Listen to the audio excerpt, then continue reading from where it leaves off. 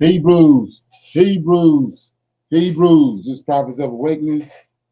This is our evening Shabbat class, the 15th of April, 2023. Being that I had mentioned the book of Susanna this morning, I was going to read that. It's not really that long, so I'm going to read that for our topic in the room later on. Get everybody familiar with it. So, for those that don't know, we have a channel called Prophets of Awakening, and you can go there and check out our videos. In these videos, is a lot of information is given, and the videos will connect dots for the person that's seeking the truth, and it will bring you into the truth of the Holy Scriptures. If you like what you're hearing and receiving on the channel through the videos, I'm asking you to like, share, and subscribe to the channel. For those that don't know, this is a non-Messianic channel. We deal with Tanakh and the Torah. Tanakh being the Old Testament, so-called Book of Remembrance, and the Torah is the first 5 books of the Old Testament that was given to Moses by the Lord of hosts. Shalom and welcome to Prophets of Awakening, and welcome to our evening Shabbat class. Close out the Shabbat. We're going to do our normal, which is a moment of silence, the evening Shabbat prayer, Psalms, we do some current events, a little need to know information, and then we'll open it up for some questions and comments. Then we'll go into the reading of the book of Susanna, and we'll close it out, close the Sabbath out. Okay, this moment of silence is for the Lord of hosts and all that he's doing to bring about our prophesied deliverance, turn our captivity. Okay? Okay, so Lord, we come before thee at the end of your Shabbat, bow down with great respect for our Redeemer. Lord, you confess through your prophet Isaiah that you would return to us and that you would pour out your spirit upon us. Okay? Oh Lord, behold, thou hast made the heavens and the earth by thy great power and thy stretched out arm, and there is nothing too hard for thee. And knowing all these things, O Lord, we eagerly await thy coming, the day in which thou wilt break the yoke of our oppressors. Peace be unto you. Okay. That being said, we're going to read the Psalms. Okay.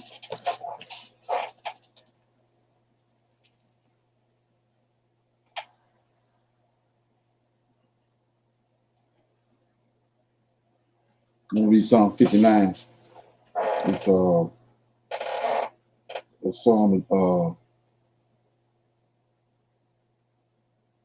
of David. It's a song, a prayer for deliverance. To deliver me from my enemies, O my God. Defend me from them that raise up against me. Deliver me from the workers of iniquity, and save me from bloody men. For lo, they lie in wait for my soul. The mighty are gathered against me, not for my transgressions, nor for my sin, O Lord. They run and prepare themselves without my fault. Awake to help me, and behold, thou therefore, O Lord God of hosts, the God of Israel, awake to visit all the heathens. Be not merciful to any wicked transgressor. Selah. They return at evening. They make a noise like a dog and go around about the city. Behold, they belch out with their mouth, swords are in their lips. For who say they do it here? But thou, O Lord, shalt laugh at them. Thou shalt have all the heathens in derision. Because of his strength will I wait upon thee. For God is my defense. The God of my mercy shall prevent me. God shall let me see my desires upon my enemies. Slay them not, lest my people forget. Scatter them by thy power, and bring them down, O Lord, our shield. For the sins of their mouth and the words of their lips, let them even be taken in their pride, and for cursings and lying which they speak. Consume them in wrath, consume them, they that may not be, and let them as though they may not be, and let them know that God ruleth in Jacob unto the ends of the earth. Selah. And at evening let them return, and let them make a noise like a dog, and go around about the city. Let them wander up and down for meat, and gorge if they be not satisfied.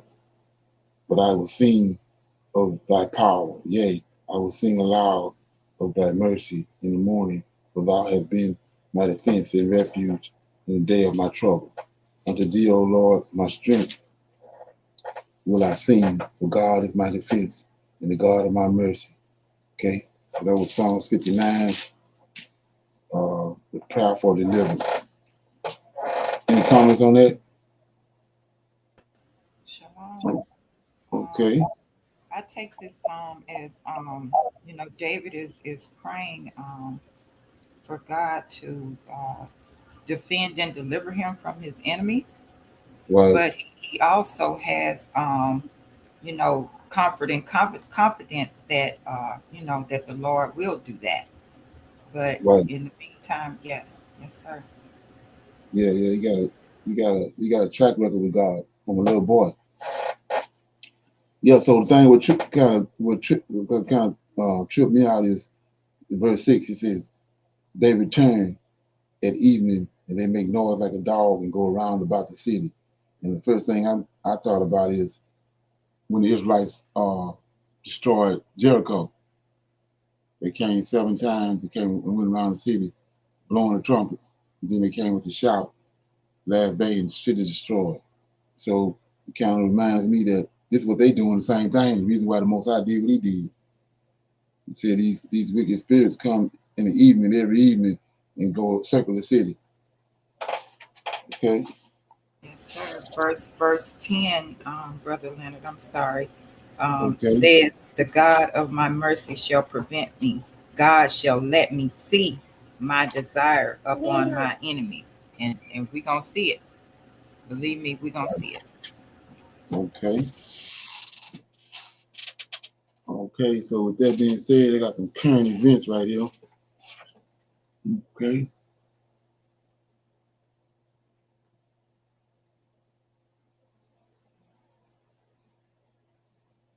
Do you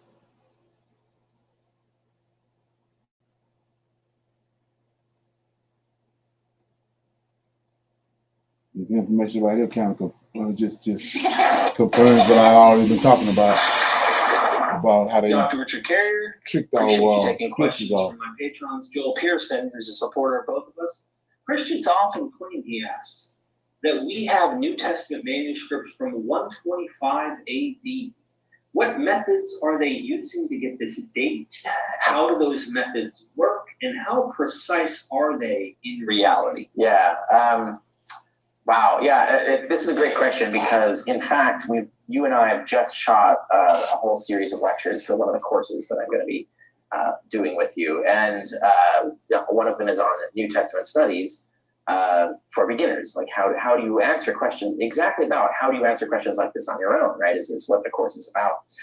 And I have a whole section in there where I talk about exactly this. And one of the syllabi recommends Brent Nongbri's recent book, God's Library, which I think is one of the most important books that's been written on this very question. And what Nongri does is he actually goes back and looks at the dating of all of these manuscripts and finds that the reasoning has been largely specious and a bit fudged. Like there's been a sort of need to push the dates as early as possible for apologetic reasons, for obvious reasons. He says, but when you look at the methods objectively, that you don't get that result. And so what he finds is that, and it's not just him, right? He's actually part of a wave of scholars that are coming back and re-examining our dating of these manuscripts. So most of these manuscripts are being dated later now than they used to be. And you can find these debates. You can go on Wikipedia, there's a list of New Testament papyri, right? And papyri are the earliest manuscripts that we have. So look at list of New Testament papyri. You can go item by item by item. And usually the Wikipedia article will have this, show the debate that, oh, it used to be dated 125. Now it's dated like maybe 200, right? So like you see like the way that's changing, and the way it's changing, the reason it's changing is because scholars are getting more objective and less fevered about how they're placing these manuscripts. Now the method they're using, and this is part of the reason why this has happened, the method they're using is extremely vague, right? It is not, or you almost never get a manuscript that has a date on it, right? Like sometimes we do. We actually are some, like certainly medieval manuscripts that actually are, like this was scribed at this date. Like sometimes we have that. Almost never have that. And certainly for papyri, the papyrological manuscript, we don't have that. And one other thing to point out, by the way, is that when we're talking in the 2nd century AD, we're not talking about even whole books. We're talking about little scraps, like a few sentences. So when they say manuscript, we mean like 2 lines or something, right? Like, so these are not extensive New Testament manuscripts. But we have these little trash scraps, and they usually are trash scraps. They're usually found in the trash.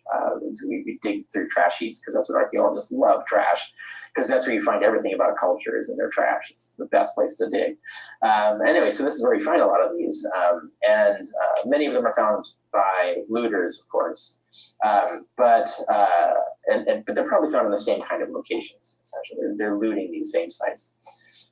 But they're dated by now scribal hand. So scribal styles of writing, the way that you write script, slowly changes over time as different styles are taught in school, right? So like you learn a style in school and then you teach that style, but you've modified it a little bit yourself. So you teach a slightly modified style and then they learn that style, but then they modify it a little bit and then they teach their slightly modified style. And so there's actually a clock that you can look at. It has a plus minus 50 years though. So it's very vague, right? This is not a precise dating method. This is the point that Nongbre makes in God's Library. So if you really want the full science of this, like he's spot on. He does a really good job of explaining why it has a plus minus 50 is as accurate as we can get. And it's a lot of these, like the center dates on these are closer to 200 than actually 125. We really don't have any evidence of a manuscript that actually dates to 125 AD. There's a few manuscripts you could say that there's a low probability that they do, but it's not the peak of the probability. The peak probability. Okay, yeah. So like what I was saying was that about us waking up and him pouring the Spirit out on us, and we are right dividing the scriptures, and then seeing that it's not lining up with what they saying, what they're giving us, and now they starting to try to go back.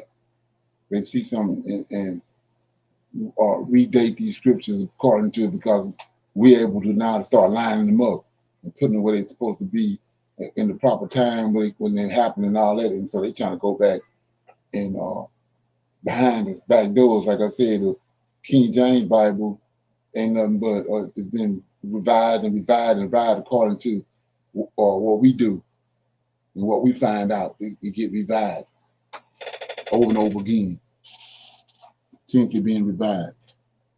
Any comments on that? Okay, got another one right here. It's pretty interesting. The channel, I believe, but I have said it a few times throughout different reaction videos, that this was slowly but surely was going to happen. I think a lot of us knew this was going to happen eventually, because there's no penalty for it. It's a slap on the wrist, you're back out the next day. But who's to blame for it? No waste no time. Let's start right into this video. Doors are closing at the only 2 Portland Walmarts. Hundreds of customers are left finding a new place to shop. A Milwaukee Walmart closing its doors. The store on Silver Spring near Appleton shutting down next month. Shocker tonight for suburban shoppers. Walmart announcing it's closing 3 stores. The stores to be closed are spread across the area from north to south in Lincolnwood, Plainfield, and Homewood. It's kind of crazy. You don't hear things like Walmart closing. Walmart. There have been rules that have been changed that make it not something that the police are going to prosecute, or that the criminals won't be prosecuted below certain levels. Does that matter? If that's not corrected over time, prices will be higher, right, and or stores will close. A representative for the store saying this decision was not made lightly and was reached only after a thorough review process, adding that the company has 5,000 stores across the U.S. and some do not meet their financial expectations. Walmart says they're closing both Portland locations because they were not meeting financial expectation. We got to resolve the shoplifting one way or another, because that is the problem. The reason, Walmart says, because of poor performance record. It, quote, did not meet Walmart's financial expectations. It's like they're trying to starve the black neighborhood or something. I don't know what's going on, because it's always crowded. It's always busy. It's always busy, but they never have nothing. Well, Memphis. Yeah, I don't think they're trying to starve the black community. I think that the black community is doing this to themselves. And I said this in other videos. We can't keep looting, stealing, and destroying these stores and expect them to stay there. Even if insurance recovers it and you get back, you're not going to get back all the money for all the product that you lost. But who wants to keep going through that every single time? It gets tiring. It will get tiring. So what would you do? Close. And this is only going to hurt your community. That's all it's going to do. You're going to hurt those innocent people that work hard, that go there and spend their hard-earned money, while you go there to smash, grab, steal. Who wants that? You don't want to work, fine. Well, don't go and run it for everybody else. And that's what's happening right now. This is happening everywhere. There's no consequences for it. So what's to stop them? I think all this got worse. All this started. You guys know when this started, in 2020 with Black Lives Matter. This is when this peaked and still continue up to this day. You see any Black Lives Matter or any black activists out here protesting for them to stop this? No, I haven't seen it. If you guys see it, let me know in the comments. Police releasing surveillance video of the shoplifting spree at the Whitehaven Walmart tonight. We told you about the 22 people who raced into the business there and started grabbing items from the store, from TV sets to car batteries to Black Panther scooters. Oh, she's stealing the TV. Laughing like, oh, it's funny. You moving too slow. Really? Jumping that way. Oh, she just fell out the. Oh, Lord. God, bro. Embarrassing. As you can see in this compilation of surveillance footage, there is often nothing subtle about it. Thieves openly stealing merchandise from Target locations across the country. Target told the Wall Street Journal that retail crime incidents are up 50% from 1 year ago. But the National Retail Federation says retailers all over the country saw a total of more than $94 billion in loss due to theft in 2021. See, right there. I've never seen this video. I just told you guys this peak in 2020 where the George Floyd situation happened. And the protests, the smash and grab, destroying stores in their own community. I don't understand it. Your mom has to get up, your grandmom, your aunt, whoever. They got to get up and go to the stores to shop to bring food back home. Now, what is supposed to go an extra 50, 20-minute drive? Now they got to go to the next town if that store closes in your area. How does it make any sense? You see, in 2021, 94.5 billion.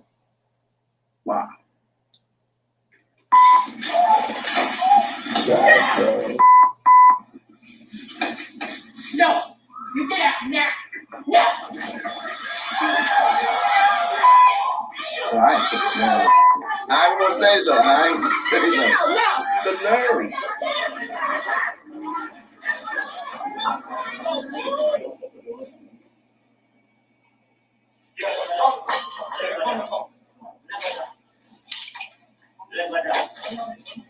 Unreal. Just casually taken.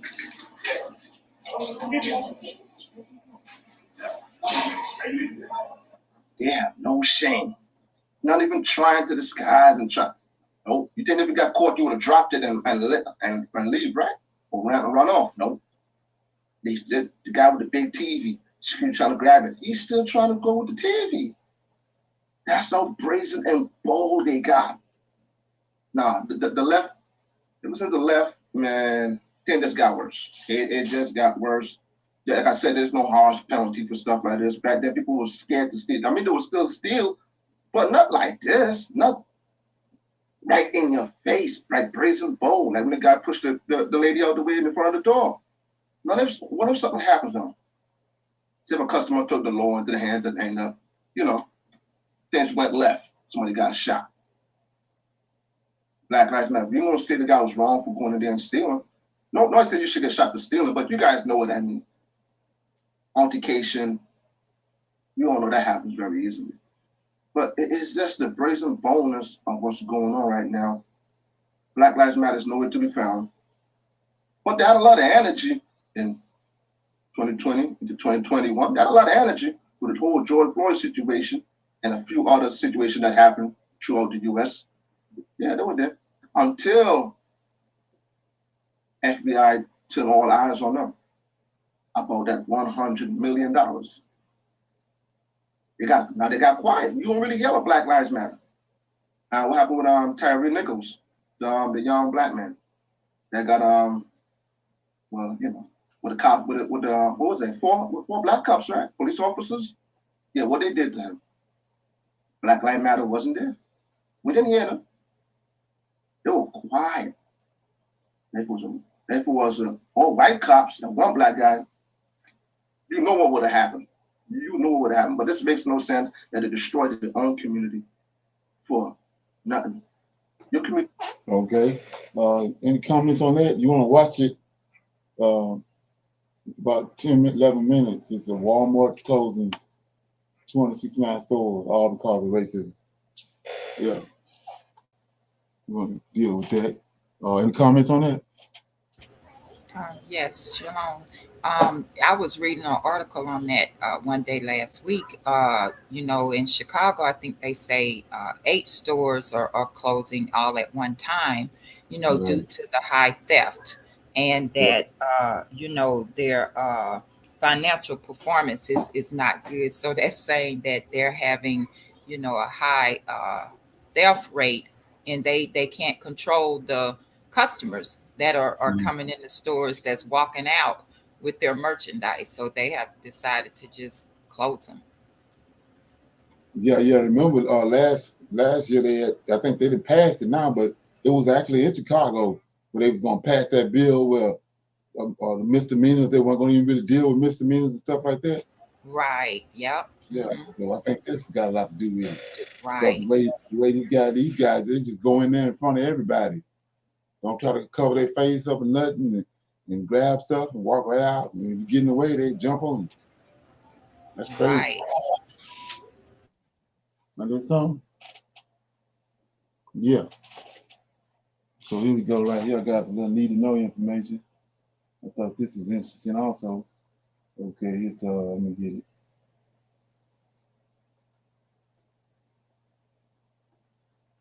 With hundreds of other little young witches that ain't got no guidance and they just hashed it. 100 women, y'all. Sitting her saying, drive him into hell. May he pay for what it is that he did to her. Even if you just made a simple mistake. Look at all these women engaged. It's not a game, yo. You don't know what you're doing.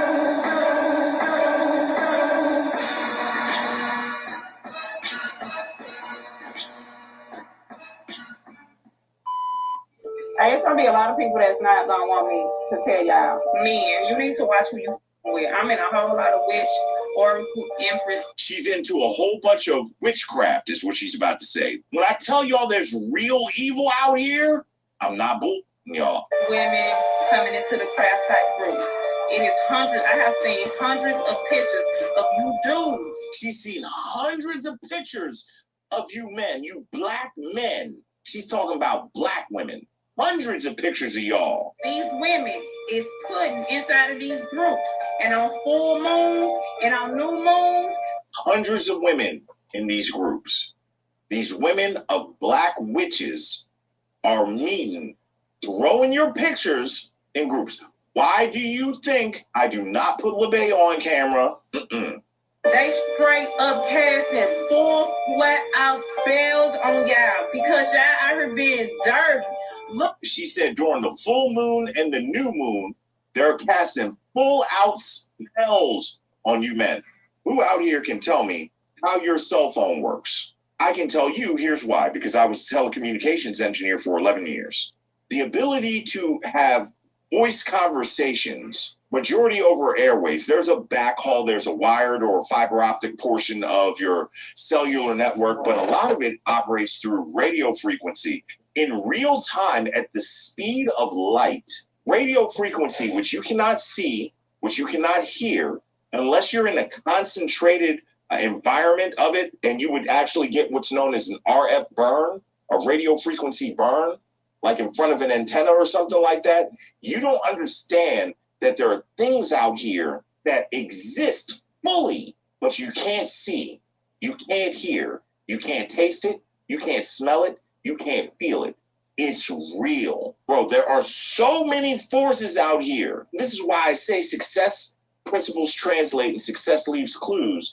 Because if you lean on only the understanding of what you can experience, you're failing in life. We can all agree that there are good people, there are good acts, there are good things that happen in this world. If that is the case, there has to be evil.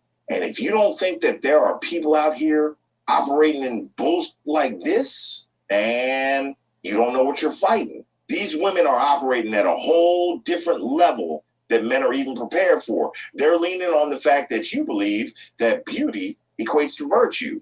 It don't work like that, yo. Watch. I have seen hundreds of pictures of you dudes. These women is putting inside of these groups. And on full moons and on new moons, they straight up casting full flat out spells on y'all. Because y'all out here being dirty. Look, black man, tell that woman if you around with somebody else. Like they straight up y'all lives up and y'all think it's some invisible God out here making you have car accidents, making you being stuck to a woman and you can't never let her go and you can't never get away from her because she didn't put blood in your mouth. Food she put BLOOD in your food. I know y'all heard about people. We're black, yo. And for the white folks that are in here and the non-blacks, listen, this is something that goes around. Our grandmothers and great-grandmothers warned us about this. People sweeping your feet and stuff like this, it comes from somewhere. When I say evil is real, it's people out here. She's telling you right now, there are people out here, there are women out here plotting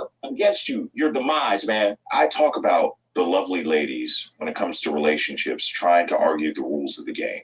And you can't argue the rules of the game when it comes to relationships. When men they hold the keys to relationships. When it comes to this, men don't even understand that there's a game being played. We are so far behind what is really going on out here. Why do you think that we keep losing these black men that have platforms that are speaking the truth? If you don't think that these fools are moving against you, I'm telling you, y'all better stay protected on all levels. The first thing she said is you need to be very careful who you mess with. I concur. And from my vantage point, I'm telling you, I got a holy, sanctified, fire-baptized, apostolic grandmother that says that I am a seed of the righteous, and I operate in that realm. I do things wrong. I drink scotch and all this other stuff, and I may cuss here and there, but I try to live my life, and I know what has put me in the right place. I'm not trying to convert anybody or anything like that. What I'm telling you is you need to recognize that there's evil motherfuckers out here moving against you. And you can think that it's a joke and it's not real and all that stuff and tee-hee and act like nothing's happening. All right, she's telling you right now. Show picture in the middle of a group with hundreds of other little young witches that ain't got no guidance, that ain't got hundreds of young witches that ain't got no guidance. No type of structure and discipline over them, and they just hasty. You got 30 to 100 women, y'all, sitting here saying, drive him into hell. May he pay for what it is that he did to her. Even if you just made a simple mistake, you know? Even if you made a simple mistake, they be going hard at you. They be going hard. Listen, look at this. I dare you to go to TikTok and put in black witches. When my family found out I detached from Christianity and I started doing hoodoo. Look at what they're doing, yo. Witch tip, banish a guest. Look at all these women engaged in. It's not a game, yo. Look, they got the brother in here. Aren't you afraid he's talking to other girls? Look at her, putting the sage over him. Hold up, man. We gotta watch this. This is that book right here. Look at this. While he's sleeping. It's not a joke, yo. These rudderless women are out here doing all kinds of stuff to y'all. Y'all better pay attention, man. You got chicks looking like this. Cute in the face, curly hair. Most of y'all would crack at her. I'd crack at her without the tattoos. You don't know what you're dealing with, man. There's evil in this world. When I hear the chick talking all that slave talk, I get it. You're just an evil bitch. Hey, I said it.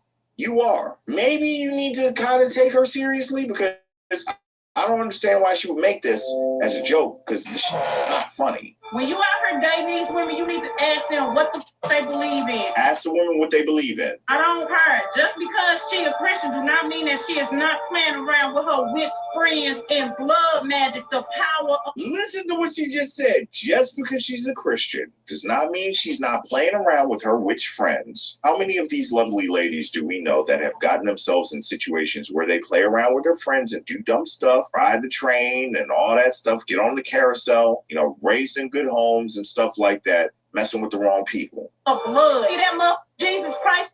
We know what the blood. Love my Jesus now, but if she's coming in on my Jesus, you gotta be careful. Go ahead and say what you gotta say, because she's spitting some truth in here. Let me explain something to y'all real fast. A lot of the lovely ladies say, well, I shouldn't listen to Kevin Samuels because he failed in marriage twice. You may not like the messenger, but the message may be true. Even though I don't like the way that she's coming at my faith, I believe what she's saying when she talks about this witchcraft stuff. I believe her. My uncle used to tell me all the time, you can learn a lot from a dummy. Okay. This isn't a copy. So any comments on that? You want to watch it? It's a woman exposes secrets done to black men in their food. Any comments on that? Something to think about. I'm just gonna say, Lucifer has a team too, so they call it witchcraft, but it's deeper than that. I think So I don't believe in that stuff, but it gets out of hand, and I don't know.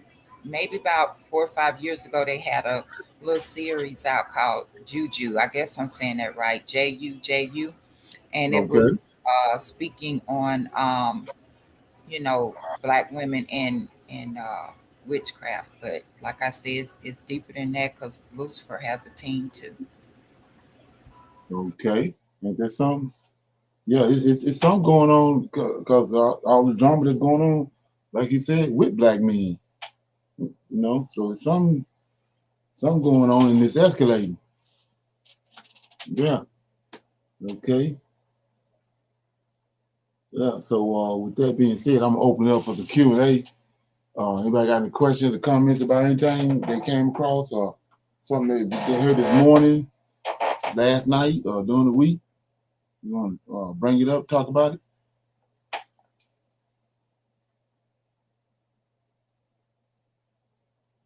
You ain't got nothing, Sarge?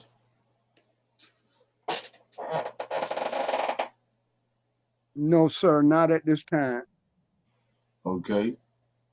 All right. So anybody else got anything? No, sir. Okay, so with that being said, I want to shine a light on this too. Everybody is bracing for Trump, thinking that Trump is going to be coming back, but nobody really dealing with the fact that this guy runs the census and play this.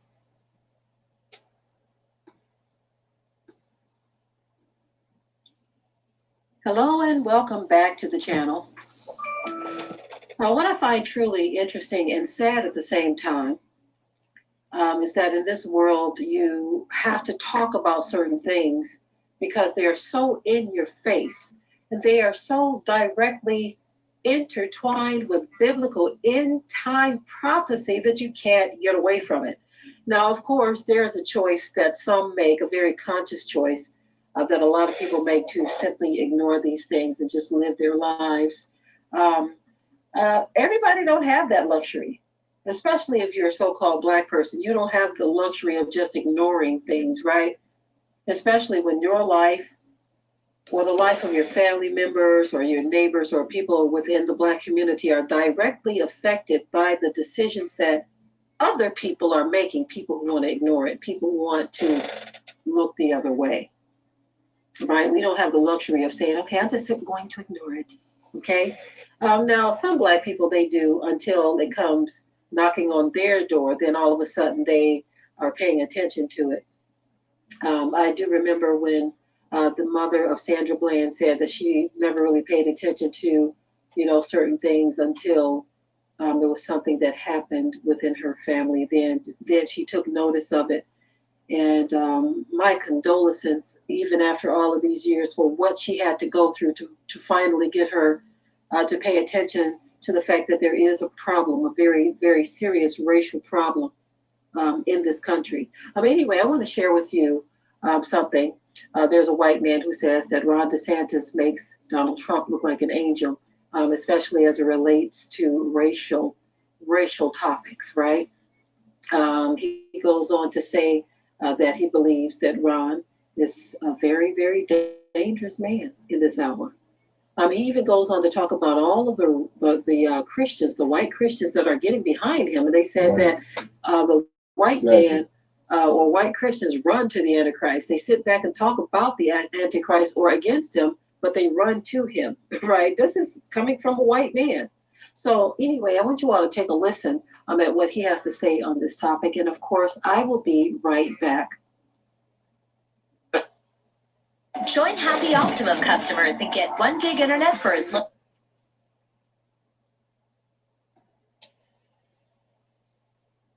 So wokeness, woke ideology, you've heard all that from the GOP Republican far right wing people. It's a term that Ron DeSantis and legislation that Ron DeSantis passed in Florida in order to promote his agenda. And he was forced to give a definition. He had to legally to give a definition of what wokeness means to him and his administration. And what he says that it means to him is, dog whistle.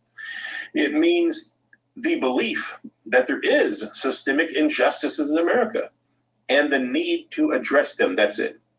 The belief that there's systemic injustices and the need to address them. That is what wokeness means to Ron DeSantis. And remember, folks, that is what he is against. He is against the belief that there are systemic injustices. Does that sound like white people to you?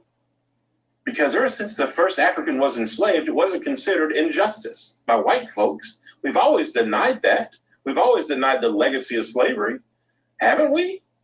Isn't that what we've always been good at? Denying our racism, denying our white supremacy, denying our white privilege, denying all the racism that we see from police and from all around the country, from Karens, deny, ignore, gaslight. That's exactly what his whole entire platform is all about. White nationalism. It's a dog whistle, folks. Wokeness is just another goddamn racist dog whistle to encourage white people in a culture war where you have anti-racism on one side and you have racism on the other side. And Ron DeSantis wants to keep things the way they are. And he is saying there is not any problems racially in this country, and if there were, you'll never get me to acknowledge it, and you'll never get me to stop denying it, because this is what white America is based upon. This is what white America was built upon. White nationalism, white supremacy, and our culture of gaslighting, denying, and perpetrating racism, and we will continue it. That's what the whole goddamn thing, the fascism, all the shit that he's doing to Floridians right now, he wants to bring that on a national level as your president. And he may very well do it. In my opinion, he's the most dangerous person in America right now. He makes right, yeah. So that's like I was saying about Esau. Most High says the wise men to Edom. See, he's sitting there. Everybody focusing on Trump and did what he's gonna do, and they backdooring this clown right here. Nobody ain't paying no attention to it. And then he's 10 times more intelligent than Trump is. Trump is an idiot. But this dude is super intelligent. But he's way more racist than Trump is. And he coming up through the ranks behind all the chaos, everybody watching Trump. When he the one gonna do the damage. He the one behind all this stuff about Black history, and all that. He the one behind it, passing those bills, sending those immigrants up to the White House, busting them up there, putting them out. Well, yeah, nobody's actually paying attention to that because they're so focused on what they got going on with Trump and Fox News. Okay. Yeah. Any comments on that?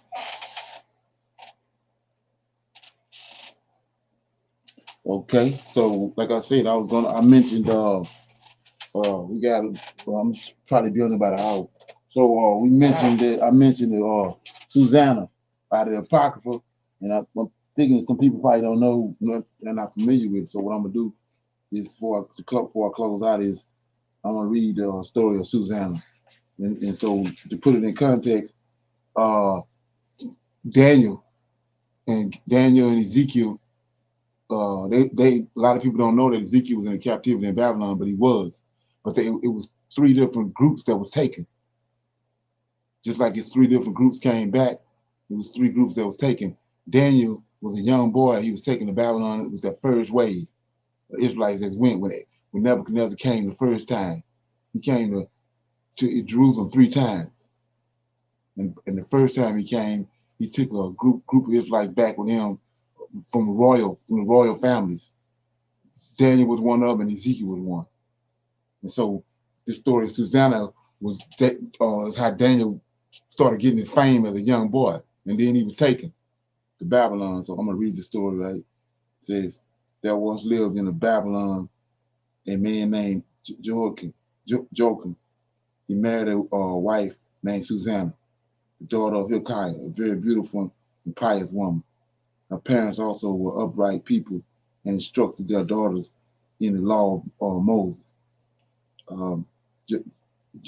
Joachim was a very rich and had a fine garden adjoining to his house, and the Jews used to come to visit him because he was most distinguished of them all. Okay, most distinguished of them all. That 2 years of it, that year, 2 of the elders of the people were appointed judges, men of the kind of whom the Lord said, lawlessness came forth from Babylon, from elders who were judges, who were supposed to guide the people. These men came constantly to Joachim's house, okay? Joachim's house, and all who had cases to be decided came to them there. And it happened that when the people left at midday, Susanna would go in into her husband's garden and walk about. So the 2 elders saw her every day as she went in and walked about, and they conceived their passion for her. So their thoughts were perverted, and they turned away their eyes so as not to look up to heaven to consider justice and giving judgment. They were both smitten with her, but they could not disclose their pain to each other, for they were ashamed to reveal their passion, for they desired to have relations with her, and they watched jealously every day for a sight of her. And they said to one another, let us go home, for it is dinner time. So they went out of the garden and parted from one another. Then they turned back and encountered one another. And when they questioned one another as to explanation, they admitted their passion. Then they agreed together upon a time when they would be able to find her alone. Okay, now it happened as they were watching for the opportunity that she went one day as usual with no one but her 2 maids and wished to bathe in her garden as it was very hot. And there was no one there except the 2 elders who had hidden themselves and were waiting, watching her. And she said to her maids, bring me olive oil and soap and close the doors of the garden so that I can bathe. And they did as she told them and shut the doors of the garden and went out at the side doors to bring what they had been ordered to bring. And they did not see the elders, and they were hidden. And when the maids went out, 2 elders got up and ran to her and said, here the doors of the garden are shut, and no one can see us, and we are in love with you, so give your consent and lie with us. If you do not, We will testify against you that there was a young man with you, and that was why you dismissed your maids. And Susanna groaned and said, I am in a tight place. For if I do this, it means my death. But if I refuse, I cannot escape your hands. I had rather not do it and fall into the hands that fall into your hands than commit sin in the Lord's sight. Then Susanna gave a loud scream, and the two elders shouted against her, and one of them ran and opened the garden doors. And when the people in the house heard the shouting in the garden, they rushed through the side doors to see what had happened to her. And when the elders told their story, the slaves were deeply humiliated, for such a thing had never been said about Susanna. The next day, when the people came together to her husband Joachim, the two elders came full of their wicked design to put Susanna to death. And they said before the people, send for Susanna, daughter of Hilkiah, Jehoiakim's wife. And then they did so. And she came with her parents and her children and all her relatives. Now Susanna was accustomed to luxury and was very beautiful. And the lawbreakers ordered her to be unveiled, but she was wearing a veil so that they might have their fill of her beauty. And the people with her and all who saw her wept. And the two elders stood up in the midst of the people and laid their hands on her head. And she wept and looked up to heaven, and her heart trusted in the Lord. And the elders said, as we were walking by ourselves in the garden, this woman came in with two maids and shut the doors of the garden and dismissed her maids. And a young man who had been hiding came to her and lay down with her. And we were in the corner of the garden. And when we saw this wicked action, we ran up to them. And though we saw them together, we could not hold him because he was stronger than we. And we opened the doors and rushed out. But we laid hold of this woman and asked her who the young man was, and she would not tell us. This is our testimony. Then the assembly believed them, as they were elders of the people and judges, and they condemned her to death. But Susanna uttered a loud cry and said, Eternal God, you who know what is hidden, who know all things before they happen, you know that what they have testified to against me is false. And here I am to die when I have done none of these things they have so wickedly charged me with. And the Lord heard her cry, and as she was being led away to be put to death, God stirred up the Holy Spirit of a young man named Daniel, and he loudly shouted, I am clear of the blood of this woman. And all the people turned to him and said, what does this mean that you have said? And he took his stand in the midst of them and said, are you such fools, you Israelites, that you have condemned a daughter of Israel without any examination or ascertaining of the truth? Go back to the place of trial, for these men have done false witness against her. So all the people hurried back, and the elders said to him, come, sit among us and inform us, for God has given you the right to do so. And Daniel said to them, separate them from one another, and I will examine them. And when they were separated from each other, he called one of them to him and said to him, you ancient of wicked days, how your sins have overtaken you, that you committed before making unjust decisions, condemning the innocent and acquitting the guilty. Although the Lord said you should not put an innocent and upright man to death. So now, if you saw this woman, tell us, under which tree did you see them meet? And he answered, under a mystic tree. And Daniel said, you have told a fine lie against your own life, for already the angel of God has received the sentence from God, and he will cut you in two. And he had him removed and ordered them to bring in the other. And he said unto him, you descendant of Canaan and not of Judah, beauty has beguiled you, and desire has corrupted your heart. This is how you have been treating the daughters of Israel, and they yielded to you through fear, but a daughter of Judah will not endure your wickedness. So now tell me, under which tree did you catch them embracing each other? And he said, under a live oak tree.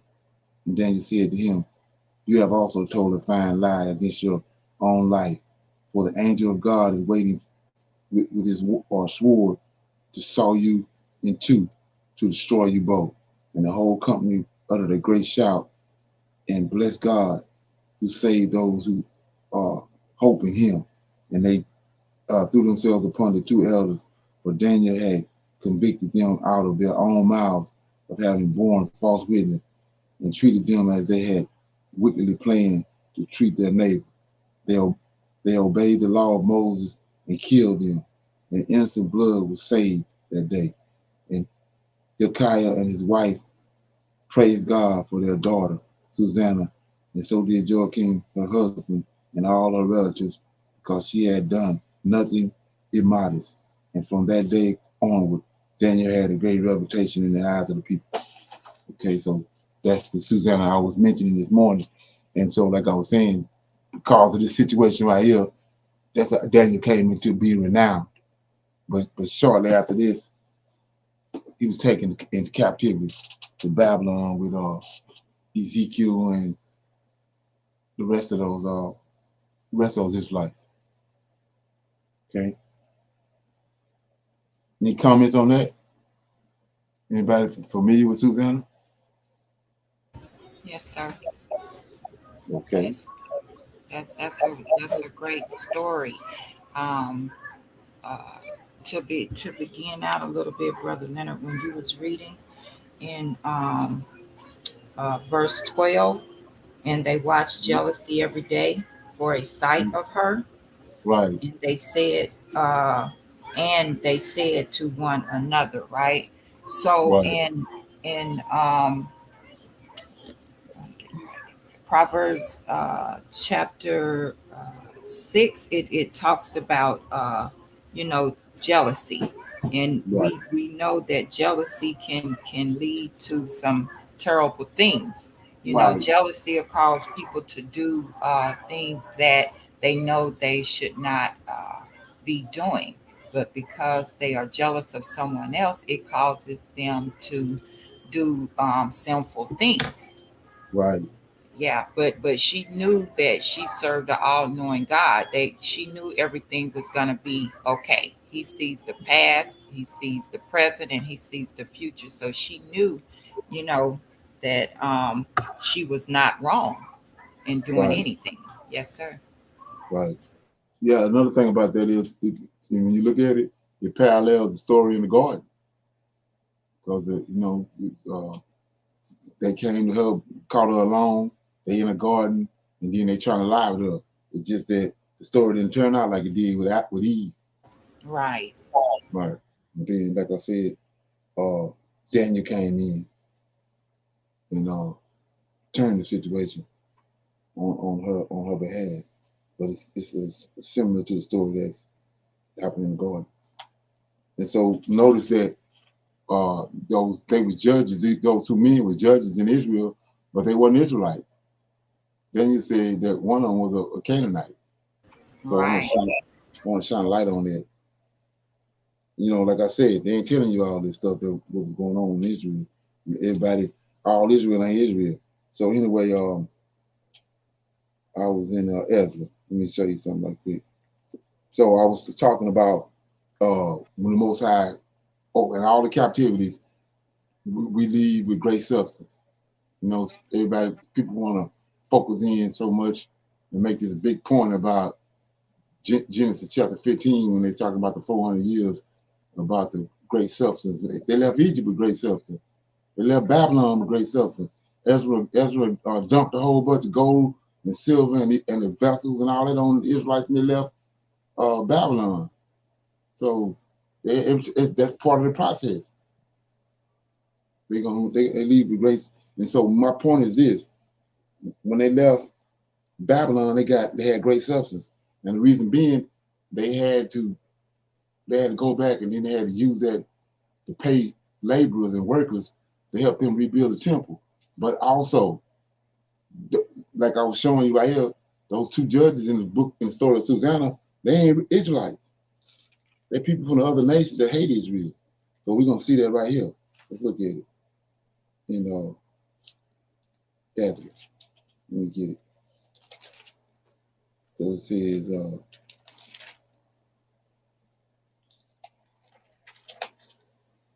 chapter 4 of Ezra. It says, and now when the adversaries of Judah and Benjamin heard that their children of the captivity built the temple again.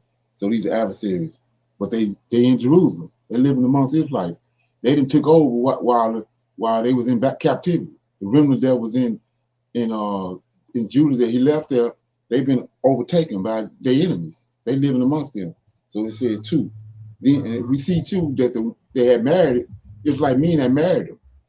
So it says, they came to Zerubbabel and the chief of their fathers and said unto them, let us build with you, for we seek your God as you do, and we do sacrifice unto him since the days of Esdras, king of Ashur, which brought us up hither. So these are people that when 10 tribes were taken out by the Lord of hosts, they went and got other people from other nations and brought them and put them in the cities of the 10 tribes. That's what these people are. Some of them.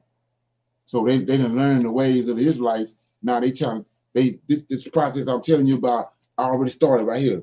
They're undermining Israelite our culture and our land, and it's end up eventually with Esau stole it by lots.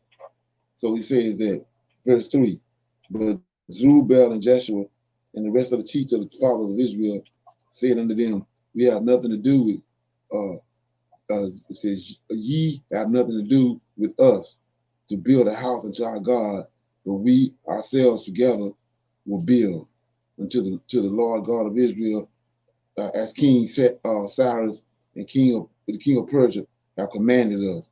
Now here you go. Then the people of the land weakened the hands of the people, because they wouldn't let them help them. They weakened the hands of the people of Judah and troubled them in building, and hired counselors against them, and frustrated their process, their purpose, all the days of Cyrus, king of Persia, even until the reign of Darius, king of Persia. And in the reign of Ahaz, in the beginning of his reign, wrote they unto him an accusation against the inhabitants of Judah and Jerusalem.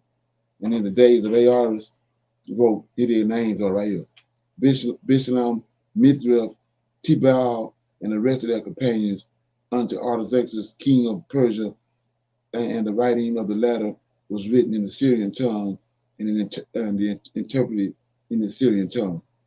And Rehob, the counselor, and Shusha, whatever his name, scribe, wrote a letter against Jerusalem to Artaxerxes, the king, in this sort.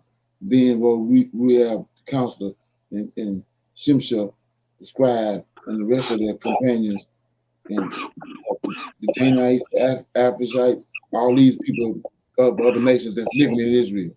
Right?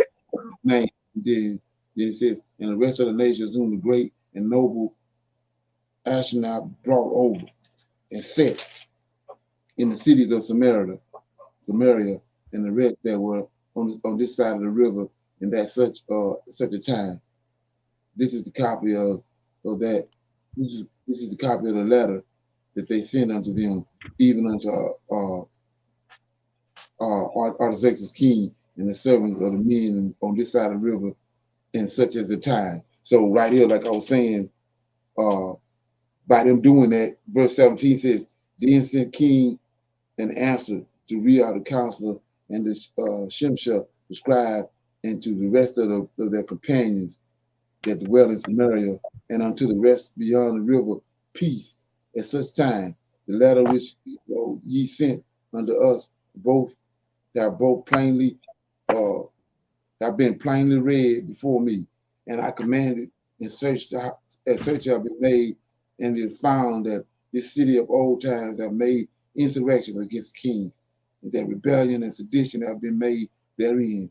There have been mighty kings also over Jerusalem, which have ruled over all the countries beyond the river, told customs, right?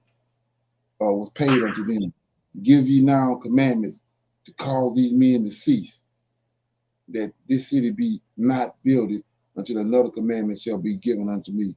So here we go right here. Like I said in Daniel 9:25, it says the Messiah gonna be cut off. It's right here. Zerubbabel got cut off. It's not, it ain't got nothing to do with JC. Let's look at it. He says, verse 2. I start at verse 1, chapter 4 of Ezra. Now, when the adversaries of Judah and Benjamin heard that the children of the captivity, they had returned, built the temple unto the Lord, God of Israel, then they came to Zerubbabel. There go the Messiah right there. So this who got cut off. Over here in verse 20.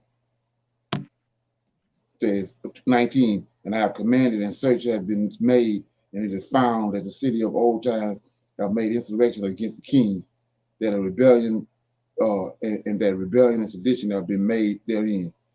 There have been a mighty kings also over Jerusalem, which have ruled over all the countries beyond the river, and told tribute and customs, and were paid unto them. Give ye now commandments to cease them, to cause these men to cease, and that the city be not builded until another commandment shall be given. So this way it got cut off here. Like I said, it had nothing to do, Daniel 9:25 had nothing to do with no Jesus. This the man right here, the Messiah, king. He's out of David lineage. Came back with the high priest Jeshua, and they got cut off and started building it because they came and tried to build with them, and they wouldn't allow them to. They sent a letter to Artaxerxes, and he sent a letter back and told them, stop them. They got cut off. That ain't had nothing to do with the New Testament. The story in Daniel 9:25 ain't leading you to the New Testament. It's right here. Okay. So with that being said, anybody got any comments or anything before we vacate the premise? Kind of look like an angel. Okay. Everybody good? Okay. Yes, yeah, so if we happen to do something tomorrow, we'll post it. So we figure out what's going on with Clubhouse. I want to say shalom to everybody. I'll see y'all Tuesday for advanced Bible study at 8 o'clock. Shalom. Shalom. Shalom, everyone.